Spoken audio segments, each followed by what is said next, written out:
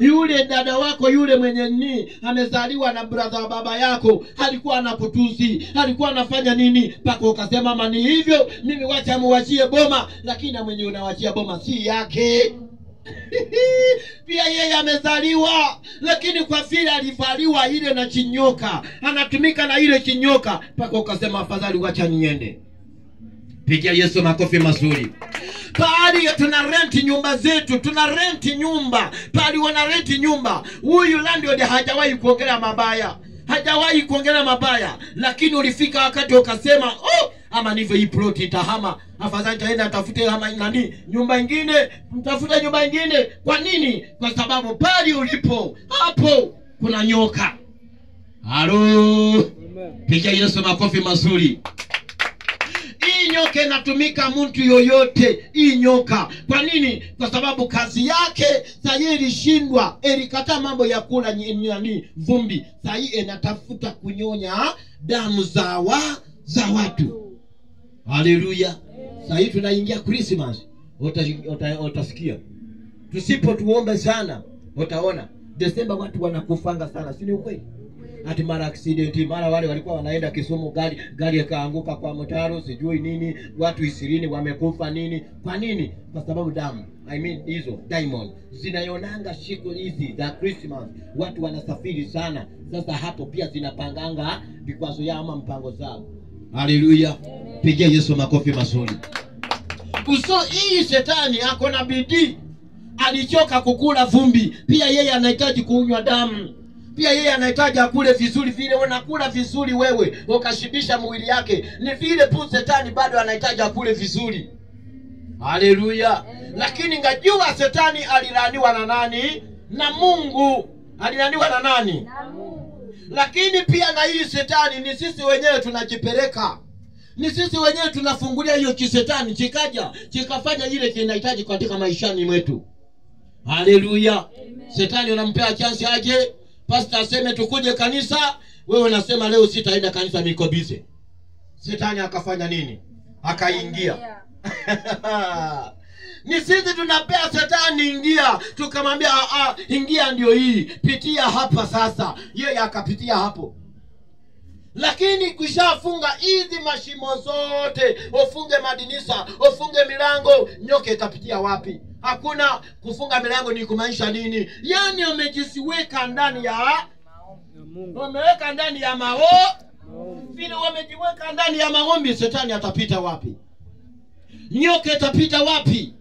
Ndio maana Yesu alipomaliza maombi yake, vile alikuwa anateremka kutoka kwa mlimani, Biblia inasema ya kwamba Yesu akakutana na kama mwanamke kama mzee hivi. Si ni ukweli? Yeah.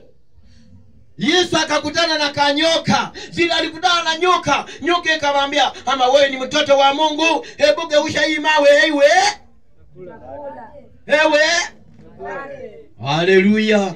Lakini kwa vile shetani hii nyoka ilikutana na Yesu, Yesu ametoka wapi? Alikuwa ametoka wapi? Haleluya. Tupige Yesu makofi mazuri.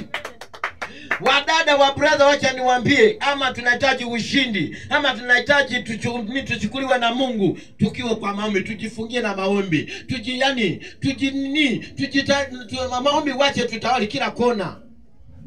Wacha tukue na maombi. Wacha tutembee katika kwa maombi. Pia hiyo maombi nyoka inakuja.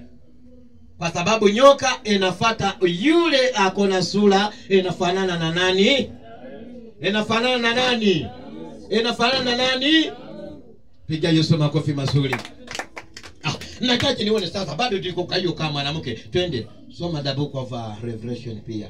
The book of Revelation 17 1 mpaka 7.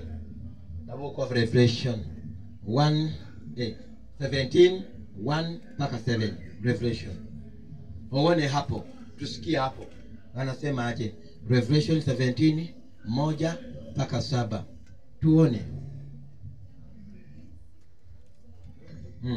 One inasema, Then one of the 7 angels who had the 7 bowls came to me and said, Come, and I will show you how the farmers prostitute to be punished. That great city that is built near many rivers. Verse 2. The kings of the earth practiced sexual immorality with her, and the people of the world became drunk from drinking the wine of her immorality. Verse 3. The Spirit took of me. The Spirit took control of me, and the angel carried me to desert. There I saw a woman sitting on a red beast that had names insulting, to God written all over it. The beast had 7 heads and 10 horns. Verse 4. Then a woman dressed in purple and scarlet, and covered with gold ornaments, precious stones, and pearls. In her hand she held a gold cup full of opulence and filthy things, in results of her immorality. Verse 5. On her forehead was written a name that has a secret meaning: Great Babylon, the mother of all prostitutes and perverts in the world. Verse 6. And now you saw that the woman was drunk with the blood of God's people and the blood of those who were killed, because they had been loyal to Jesus. Pikisha hapo brave. Tumpige makofi mazuri. Sasa hii malaika wa Mungu alikuwa anaongea na nani? Alikuwa anaongea na wakati alikuwa anaongea na John ama Yohana. Alikuwa anamuelezea ati yani yule Yohana ama Yohana, wewe kuja nahitaji nikuonyeshe siri ya huyu mwanamke ambaye tunaongelea. It means mpaka na Yohana alikuwa hajui siri ya huyu mwanamke. Alikuwa hamuelewi vizuri. Yani huyu mwanamke leo ni mtu ako kama redi, kesho ni mtu kama ako papo, kesho ni mtu anakaa kama white, kesho anabadilisha mpaka nganawana amuelewi. Haleluya. Haleluya. Piga Yesu makofi mazuri. Malaika akamwambia nini Yohana? Akamwambia ebu kuja unkupeleke, pia nami nitakuonyesha siri za huyu mwanamke. Utamjua zaidi, utamuelewa zaidi. Yohana akakubali, akaenda akaongozwa na malaika. Vile walifika kule kwa nani? Desert. Vile walifika kule, malaika akamuonyesha kila kitu ambayo kina. Haleluya. Piga Yesu makofi mazuri. Piga Yesu makofi mazuri. Piga Yesu makofi mazuri. Sasa vile malaika aliendelea kuonyesha huyu Yohana mambo ya yule mwanamke, Yohana akashuka akasema ahia, kumbe huyu mwanamke namuonanga hivi na hivi na hivi, kumbe ngako hivi, kumbe ngamesimamia mambo yake, kumbe amesimamia mambo mengi. Baka naona akauliza huyu malaika, kumbe huyu mtu mimi nafikianga kama ni mtu wa kawaida, lakini ngasi mtu wa kawaida. Haleluya. Haleluya. Piga Yesu makofi mazuri. Awewe nyini malaika ono Yohana nalaba ng'omwa omukyalo ono alina ekiyitibwa emizizo. Emizizo Kiswahili sijui vizuri.